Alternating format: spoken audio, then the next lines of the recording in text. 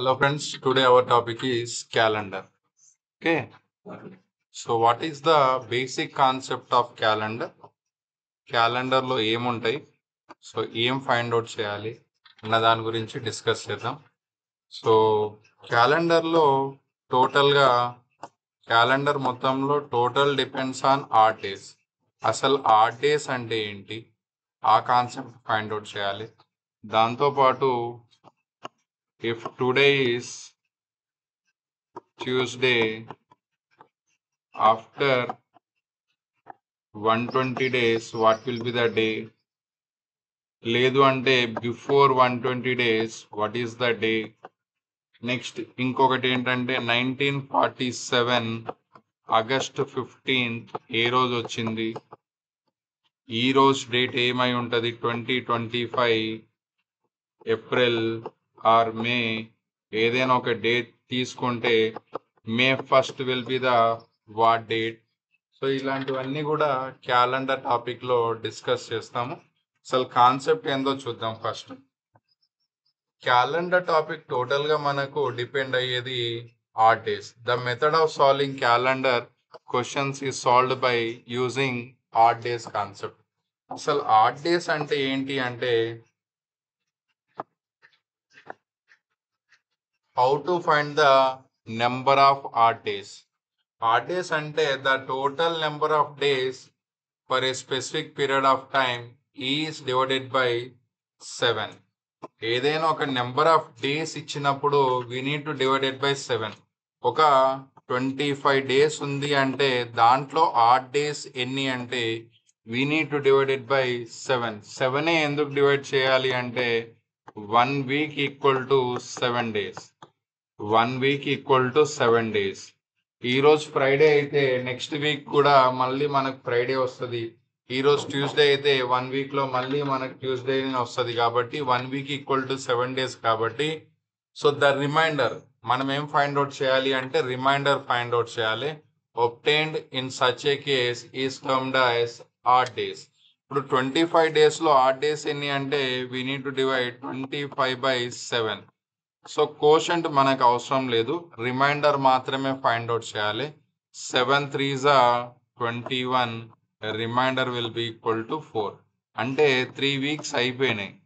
3 weeks plus 4 days.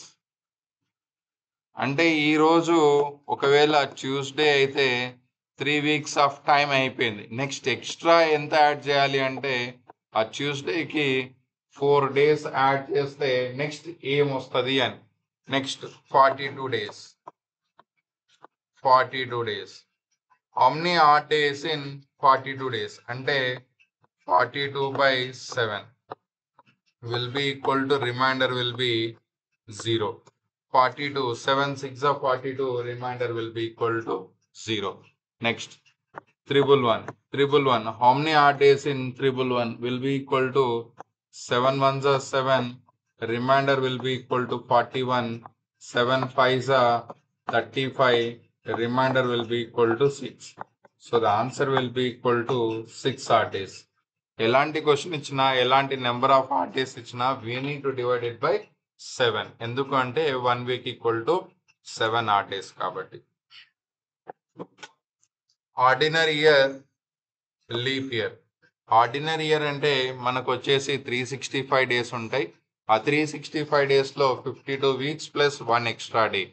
So that will be equal to 365 by 7. 7 into 52 equal to 364. Extra will be equal to 1 extra day. Next leap year లో 366 days ఉంటాయి. 366 divided by 7 will be equal to 52. 7 into 52 equal to 364. Extra number of days equal to 2 odd days. మనం గుర్తుపెట్టుకోవాల్సింది ఏంటి అంటే ordinary year will be equal to 1 odd day. Leap year will be equal to 2 odd days. Century year. Century year అంటే ఏమంటామంటే every century year it is divisible by 100. Century year అనేది divisible by 100. Non century year అంటే century is non century year. ఎప్పుడు non century year అంటామంటే which is not divisible by 100. not a century year. Okay, next. So basic concept of calendar. అసలు క్యాలెండర్లో మనకి leap year అంటే ఏంటి, non leap year అంటే ఏంటి అంటే, సో లీప్ ఇయర్ అంటే the year which is exactly divided by 4. ఏదైనా ఒక ఇయర్ ఇచ్చినప్పుడు అది కంపల్సరిగా డివైడెడ్ బై 4 అయితే దాన్ని లీప్ ఇయర్ అంటాం. 2024 అనేది 4తో డివైడ్ అవుతుందా అంటే, so what is the divisibility rule for 4 అంటే లాస్ట్ 2 digits. 2024 టోటల్ చేయాల్సిన అవసరం లేదు. 24 divided by 4 remainder equal to 0. Remainder 0 వస్తుంది కాబట్టి 2024 అనేది లీప్ ఇయర్. 2016లో కూడా 16 divided by 4 remainder equal to 0 కాబట్టి ఇది కూడా లీప్ ఇయరే.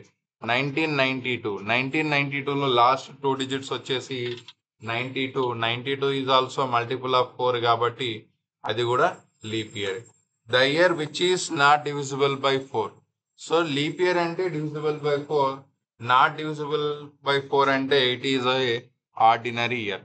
2023, 2025, 26, 27, మళ్ళీ 31 ఇవన్నీ కూడా non leap years, ordinary year. In case of century ఇయర్లో కూడా లీప్ ఇయర్స్ ఉంటాయి. అవి ఎక్కడ డివైడ్ అవ్వాలంటే నార్మల్గా అయితేనేమో బై 4. ఏదైనా 2024, 2016, 2025 ఇయర్స్ ఇచ్చినప్పుడు, నార్మల్ ఇయర్స్ ఇచ్చినప్పుడు డివైడెడ్ బై 4 చేయాలి.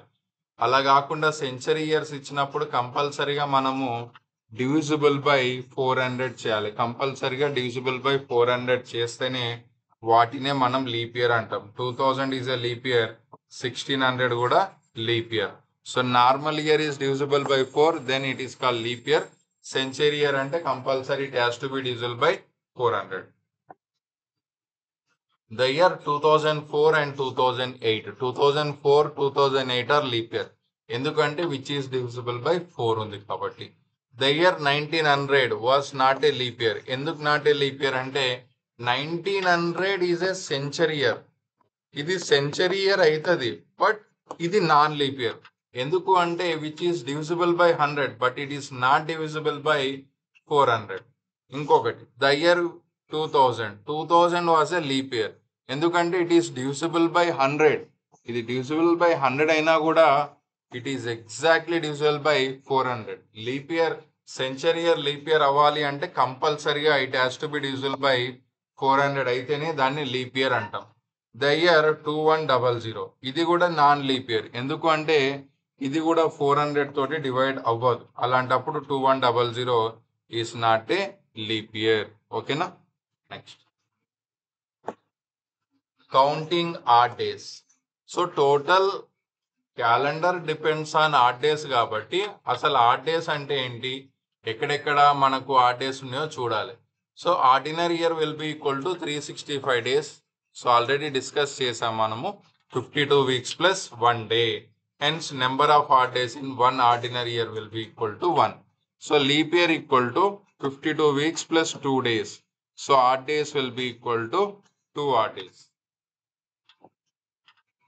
Number of odd days in 100 years. 100 years లో odd days ఎన్ని అంటే 100 అనేది సెంచరీ ఇయర్. 100 అనేది century year but it is not a leap year. ఎందుకంటే 100 అనేది 400 తోటి డివైడ్ అవ్వదు కాబట్టి 100 is not a leap year. 100 అనేది లీప్ ఇయర్ కాదు కాబట్టి సో మనము దీంట్లో number of odd days find out చేయాలి. సో ఆడ్ డేస్ ఎలా ఫైండ్ అవుట్ చేస్తారు అంటే 100 డివైడెడ్ బై 4. 100 అనేది లీప్ ఇయర్ కాదు కాబట్టి so we need to go with 99. 99 divided by 4. So 24, 96. So 24 are leap year. 24 are leap year. Out of 100, 24 are leap year అంటే remaining అన్ని కూడా non leap year. So 76 is ordinary year, 24 is leap year. So that will be equal to ordinary year అంటే మనకు 1 extra day ఉంటుంది కాబట్టి 76 ones are 76. So 24 twos are 48. ఇక్కడ 76 plus 48 will be equal to 124. 76 plus 48 equal to 124. 124 divided by 7. So 124 అనేది exceeded by 7 ఉంది కాబట్టి 124 divided by 7 చేస్తే మనకు 17 weeks plus 5 extra days. So that will be equal to how many odd days అంటే 5 odd days. 100 years equal to 5 odd days. But ఇక్కడ 76 plus 48 124 మళ్ళీ divided by 7 చేయాల్సిన అవసరం లేదు. డైరెక్ట్గా 76 చూస్తే ఇట్ ఈస్ ఎక్సీడెడ్ బై 7 కాబట్టి 76 divided by 7 will be equal to 6 odd days. 48 divided by 7 ఇది కూడా exceeded by 7 కాబట్టి 48 divided by 7 equal to again remainder will be equal to 6. We need to add these two. 6 plus 6 equal to 12. 12 by 7 equal to remainder equal to 5. మనం ఇక్కడ add చేసే టైంలో మనకి ఇక్కడ reminder equal to వస్తుంది కాబట్టి ఈజీగా ఉంటుంది. ఎక్కడైనా సరే ఎక్సీడెడ్ బై 7 కనిపించినప్పుడు డైరెక్ట్గా రిమైండర్ తీసుకొని ఫైండ్ అవుట్ చేస్తే సరిపోతుంది. ఇప్పుడు ఒకవేళ మనకు 42 ఉంది. 42లో ఆడ్ డేస్ అంటే డైరెక్ట్ 42 ప్లస్ 74 ఉందంటే డైరెక్ట్గా 42 by 7 will be equal to 0. 74 by 7 equal to 4. So 0 plus 4 equal to 4 odd days. ఇలా ఫైండ్ అవుట్ చేస్తే సరిపోతుంది. సో మళ్ళీ ప్రతిసారి 42 plus 74 అడిషన్ చేసి మళ్ళీ డివైడ్ చేయడం కంటే so 42 by 7, 74 by 7 will be equal to easy one. ఓకేనా? Next. So odd days in 100 years will be equal to 5 odd days. Next. 100 years equal to 5 odd days అయితే మరి 200 yearsలో odd days ఎన్ని అంటే 100 plus 100 will be equal to 5 plus 5 equal to 10. 10 divided by 7. 10 అనేది exceeded by 7 ఉంది కాబట్టి 10 by 7 equal to 3 odd days. మరి 300 yearsలో odd days ఎన్ని అంటే 100 plus 100 plus 100 15. 5 plus 5 plus 5 equal to 15. 15 by 7 equal to 1 odd day. 400 years equal to 100, 100, 100 will be equal to plus 1. ఎందుకు అంటే for every 400 years we have 1 extra day. So that will be equal to 5 times of 4 plus 1 is equal to 21 divided by 7 is equal to 0 odd days. మనం గుర్తుపెట్టుకోవాల్సింది ఏంటి అంటే 100 years equal to 5 odd days. 200 years equal to 3 odd days. 300 years equal to 1 odd day. Then 400 years will be equal to 0 odd days. ఇవి గుర్తుపెట్టుకోవాలి. 5310. Next. So for every 400 years we have 1 extra day. 400 years equal to 0 odd days. It is a leap year. Okay. So codes for week days. ఇప్పటివరకు మనం చేసింది century year, non century year చేసాము. So ఇప్పుడు codes for week days. So codes for week days అంటే Sunday. So every week starts with Sunday కాబట్టి మనం 0 అనుకుంటున్నాం. Monday అంటే 1, ట్యూస్డే అంటే 2, వెనస్డే అంటే 3, థర్స్డే అంటే 4, సాటర్డే అంటే 6. So Friday will be equal to what is the odd day for Friday అంటే 5. Thursday will be equal to 4. Every week starts with Sunday అని అజ్యూమ్ చేసుకుంటున్నాం కాబట్టి so that will be equal to these are the odd days. Next. Codes for month లో January. So January equal to number of days in January equal to 31. Odd days will be equal to 3.